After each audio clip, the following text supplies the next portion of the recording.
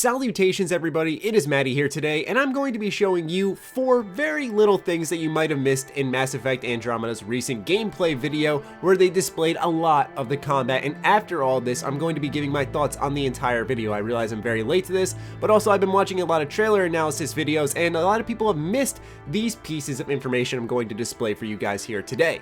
Let's start off with number 1, is that Mass Effect Andromeda is going to introduce environmental hazards to its title, which I thought was a unique little touch. On the bottom left, we actually see this on different planets. When it's a cold planet, naturally your character is going to freeze more. The other thing I noticed is when you get to these encampment looking areas, the environmental hazard notification goes away, meaning there are safe spots. This is oddly reminiscent of a title that I know not many people like to think about, but No Man's Sky. In No Man's Sky, there were environmental hazards that forced you to take cover, take breaks from exploration, and look for safe havens on the way. If you got caught out for too long, you might be screwed over. I don't know if there will be a stat debuff if you're out in the environment for far too long, or if it's something that can end up killing you, but still the fact that it's there is quite interesting for a Mass Effect title. The next little thing I noticed is that the map HUD is oddly similar to Fallout 4, or more specifically Skyrim, where you have the map bar on the top listing icons, enemies, and so on what you can discover in the local area. The reason I really like this HUD is because it's seamless. It doesn't involve breaking away from the game to check your whereabouts, which I think is really important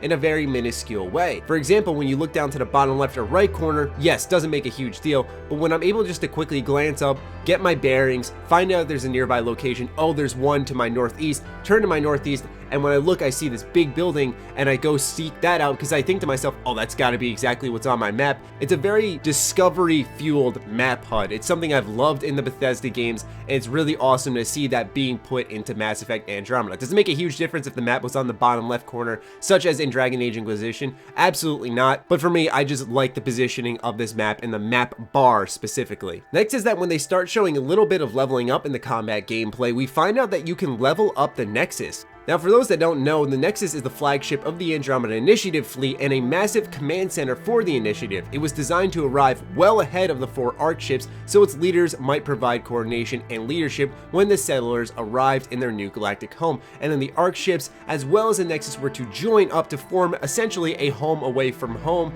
aka a brand new citadel. So seeing that you can level up this Nexus makes me wonder if that means that at certain levels you're going to be able to, for example, establish new shops, perhaps new people will enter the Nexus. It could perhaps be cosmetic upgrades for the Tempest, the Nomad, maybe even the Nexus in general, but what I'm really hoping it's not is when reading some forums, people were suggesting it's possible that it could be similar to Dragon Age Inquisition, where you needed points in order to progress through the main campaign and unlock other locations, which is something that really barred off the experience. I like having the freedom of hopping between areas, and if I don't like how a quest is rolling out, that I can just move on to the next thing and then come back to that quest later. But Inquisition sometimes forces you to get everything in a certain area done, which isn't a bad thing, but more so it's that forced nature that I wasn't a fan of. Regardless though, Ryder is going to be spending a lot of time in between missions on the Nexus, I'd imagine, so we'll see in due time what it is, but still, it's there. It's something that gamers should keep their eye out for. The last thing I wanted to mention that was actually covered by the developer voicing over this video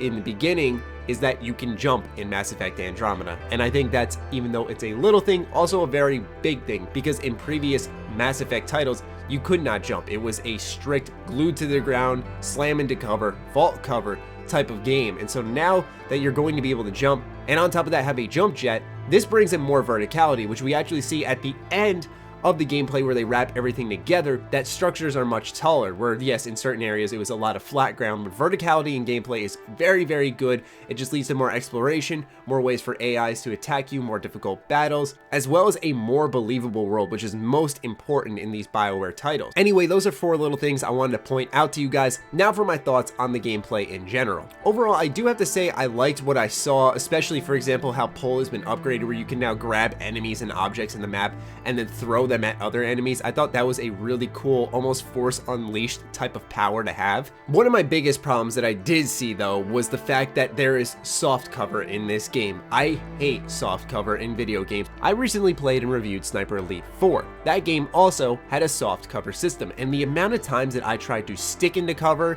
or accidentally stuck to cover was an incredibly high number. Or when I wanted to just peek around cover and see how my enemies were doing, see where they're at, maybe picking one off because it's a sniper game, and I'd start to get spotted by them. It became increasingly frustrating. It's so much more simple to just press A to hop into cover and stick to it, then go all the way to the end so I know I'm not gonna poke out unless I say so. Soft cover is designed to be seamless in video games, and when it works, it's great.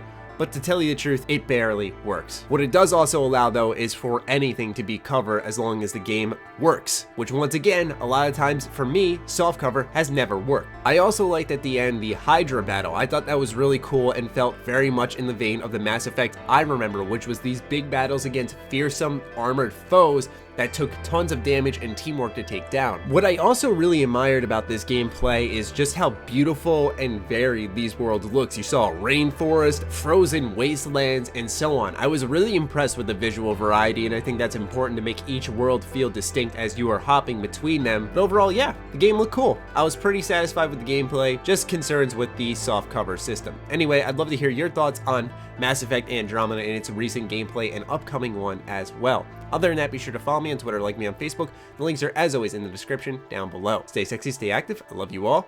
Peace.